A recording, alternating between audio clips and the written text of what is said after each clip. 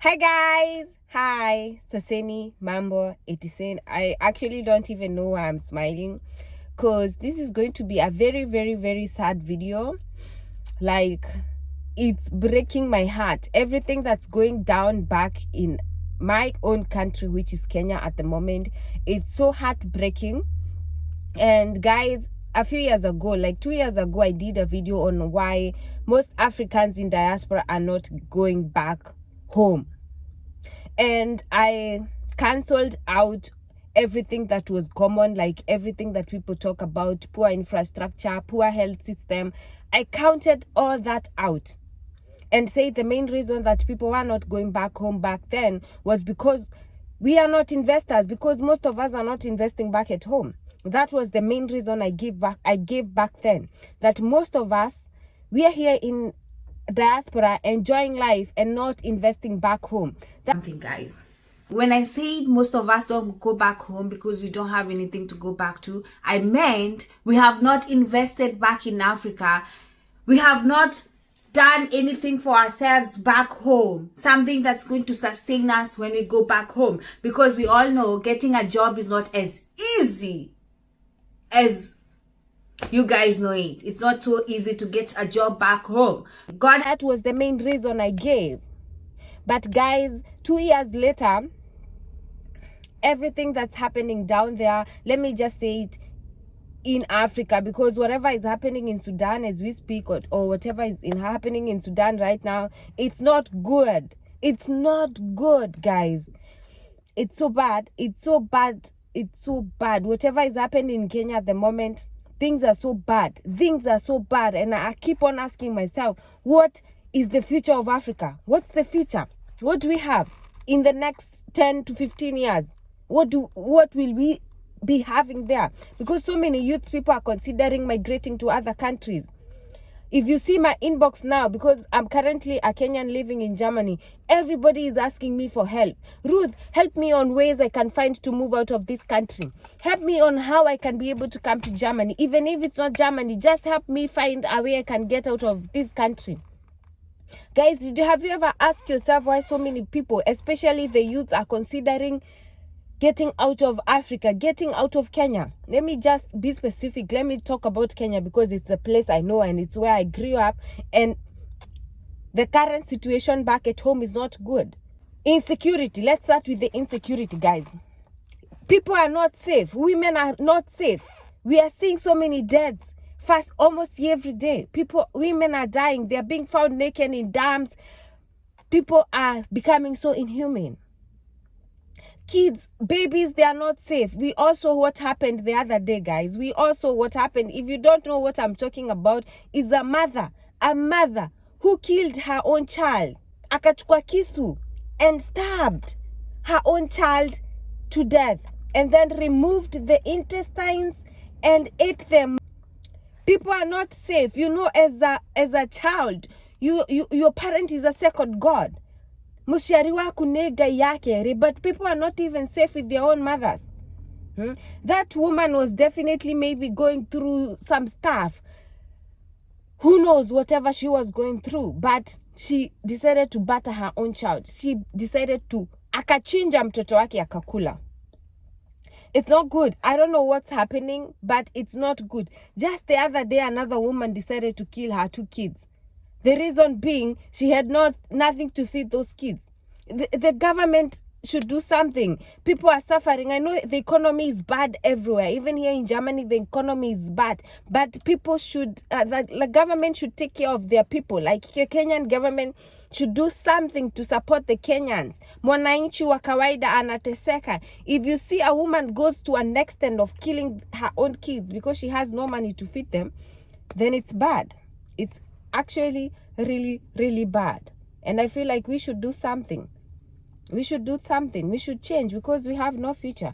We have no future. Kenya has no future because so many people are either being killed or so many people are preferring to move out of the country. Like the youths, they are all leaving. They are all leaving.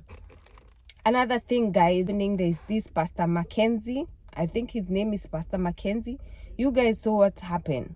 And this guy, apparently he decided to give up pastoring or becoming a minister to start farming. And apparently, he was farming human bodies. He was asking people to starve to death so that they can meet Jesus. He was actually asking people to fast to death so that they can meet Jesus. You fast, you starve yourself until you die and you want a Mungu. You see, so many people are being brainwashed because you can't tell me that. I don't even understand. I don't even understand religion because I don't. I don't know how someone who himself is so healthy, he's even having a kitambi, is going to ask me to starve myself to death so I can see Jesus. Why is he not going to see Jesus himself?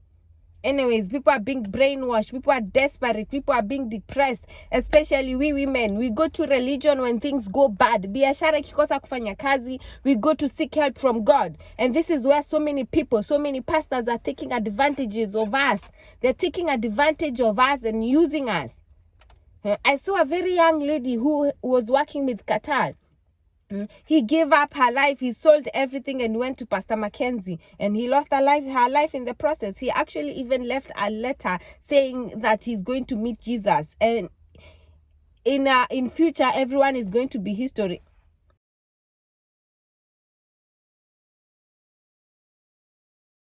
So many things. You guys saw what happened with Jeff Mwathi, who apparently committed suicide. We don't know what happened, but the DCI said that he committed suicide. But if you follow up that story, it's not adding up. There was no justice. If you ask me, there was no justice. Young people, there's no safety. Insecurity back at home is terrible, is bad. I don't have kids at home, but I have family members. Even if I'm here, I'm still thinking about whatever is going on at home. I have families. We have parents who are here and they have their kids at home. People are not in peace. People are not resting. We might not be living there physically, but we are part of that country because most of our investments, they are down there. Most of our families are down there. We are hurting and we are suffering as well. So I don't know what's happening and how this is going to be fixed, but I feel like things are getting worse. Things are getting worse. I'm even scared of moving back home. Not even to move permanently, but to go and visit because you're not assured that you're going to come back. We also that family in Kilifi, in Kisii, the family that was living in the US, they decided to move back home in Kisii and they were murdered. They were butchered. We also that. We are scared. We are not safe. We don't feel safe anywhere. And I don't know why, but it's so sad. It's so sad that things are getting down into that lane.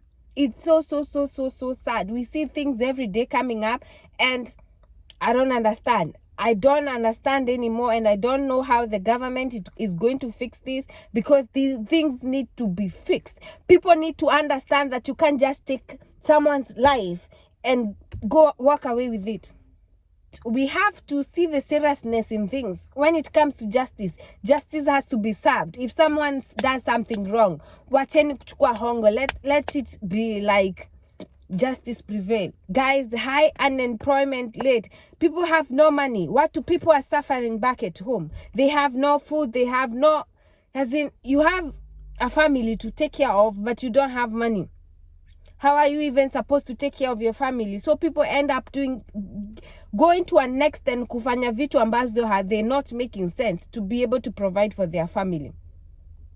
So I think the government should do something to fix this because I don't see any future for our countries. I don't see how people will want to invest back at home as much as the government of Kenya want us people in diaspora to invest back at home. The government has to do something.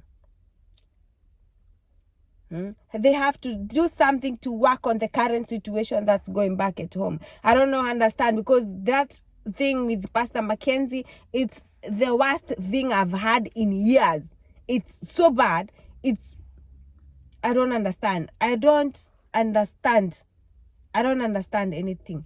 You know, I would prefer we be talking about the road, the poor infrastructure, poor transport, poor health system, but talking about insecurity. That you are working there. Every day you wake up, but you don't feel safe in your own country. You don't know what's going to happen in the next minute. You don't know what's happening to your kids. You said to your kids to school, every day they go out of your house, you are like, guy, Mungu nisaidie mtoto wangu arudi nyumbani. We need to feel safety.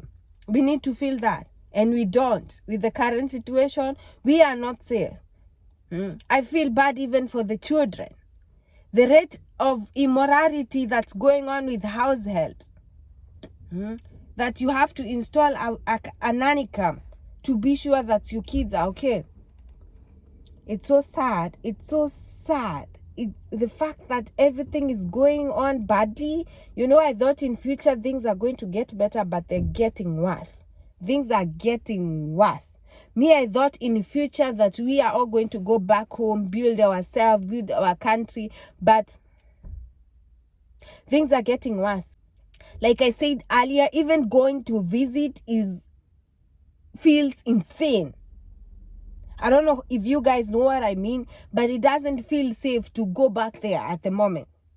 I hope in the next future things are going to be better. We need to see a good future. We need to feel safe when going back home, not feeling like tunaenda kwa kichinjio. Anyways, guys, let me know what you think. Let me know how we can fix this, because it needs to be fixed. And thank you so much, guys, for watching. If you haven't subscribed, please consider subscribing, and I'll see you guys on my next video. Bye bye.